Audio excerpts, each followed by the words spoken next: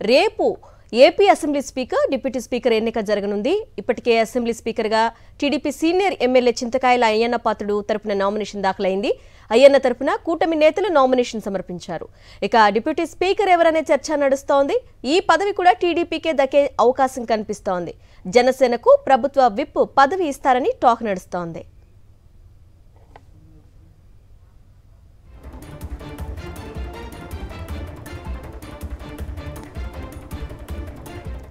రేపు AP assembly speaker and deputy speaker ఎన్నికకి సంబంధించి డీటెయిల్స్ మా ప్రతినిధి సతీష్ అందిస్తారు. సతీష్,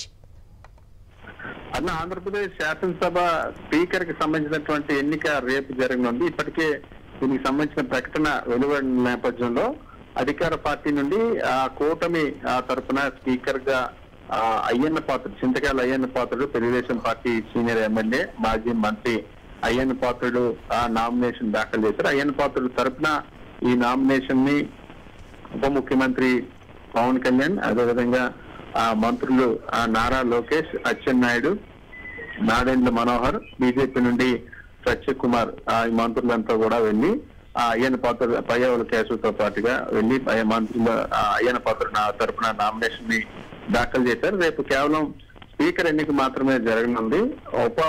డిప్యూటీ స్పీకర్ కి సంబంధించి ఇంకా సస్పెన్స్ కొనసాగుతుంది. తెలుగుదేశం పార్టీ, జనసేన పార్టీల మధ్యలో ఎవరు డిప్యూటీ స్పీకర్ గా ఉండాలన్న అంశానికి సంబంధించి ఇంకా స్పష్టత రావాల్సినటువంటి అవసరం ఉంది. రెండు పార్టీల మధ్య ఇంకా ఏకాభిప్రాయం కుదరలేదు. ఈ నేపథ్యంలోనే కేవలం రేపు స్పీకర్ ఎన్నిక మాత్రమే జరగబోతోంది.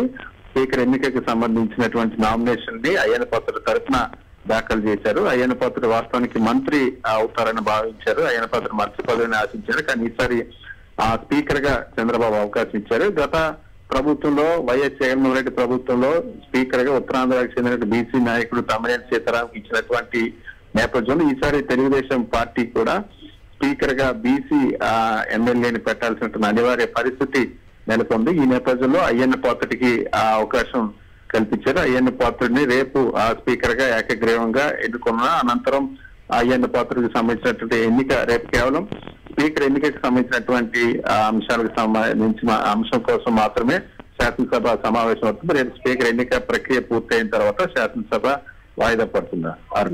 Right Satish, thank you.